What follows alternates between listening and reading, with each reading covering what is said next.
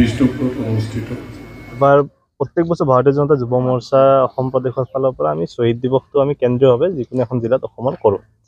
এইবাৰ মই সভাপতি হোৱাৰ পিছত মোৰ কাৰণে সৌভাগ্য যে ঐতিহ্যমণ্ডিত চতিয়া সমষ্টি আজি নদুৱাৰ সমষ্টিৰ অন্তৰ্গত জামুগুৰিৰ যি বাৰে চহৰীয়া ভাওনা খেলপথাৰ আছে, যাক আমি পকামূৰা পথাৰ বুলি জানো, তো তাত আমি এইবাৰ অনুষ্ঠানটো অনুষ্ঠিত কৰিম বুলি মানস কৰিছোঁ।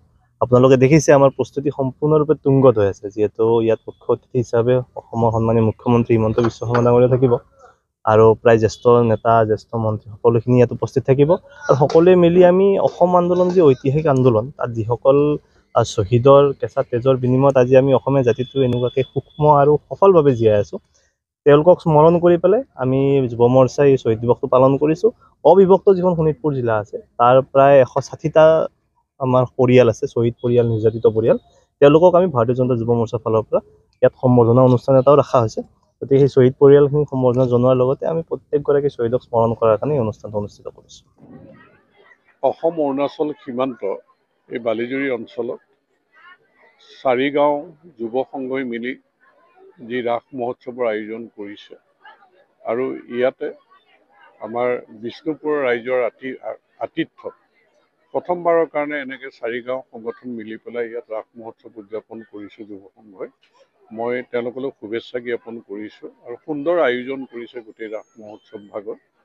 গতিকে এই অঞ্চলটো হ'ল আমাৰ গোৰ্খা জনগোষ্ঠীৰ মানুহ এটা বসতি প্ৰধান অঞ্চল, অন্যান্য জনগোষ্ঠীও আছে, অসমীয়া ভাষীও আছে। গতিকে সকলোৰে মাজত সমন্বয় সম্প্ৰীতি এনাজৰীডাল টনকিয়াল হৈছে আৰু সকলোৱে মিলি এই ৰাস মহোৎসৱ ভাগ আয়োজন কৰাৰ কাৰণে মই তেওঁলোকলৈ ধন্যবাদ জ্ঞাপন কৰিছোঁ।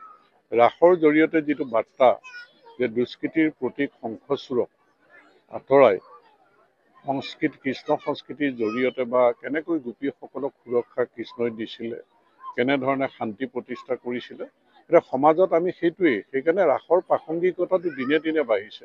মানুহে বিচাৰিছে একতা, মানুহে বিচাৰিছে সংস্কাৰ, মানুহে বিচাৰিছে সুৰক্ষা, মানুহে বিচাৰিছে শান্তি, মানুহে বিচাৰিছে প্ৰগতি।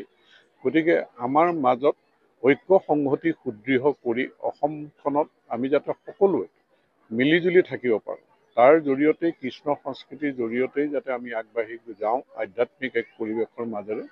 সেইকাৰণেই ৰাসৰ জৰিয়তে মই আশা কৰিছোঁ এই অঞ্চলৰ মানুহৰ মাজতো মৰম চেনেহ সমন্বয় সম্প্ৰীতি আৰু সুদৃঢ় হ'ব, আমি শক্তিশালী হিচাপে আমাৰ সমাজখন আগুৱাই লৈ যাব পাৰিম।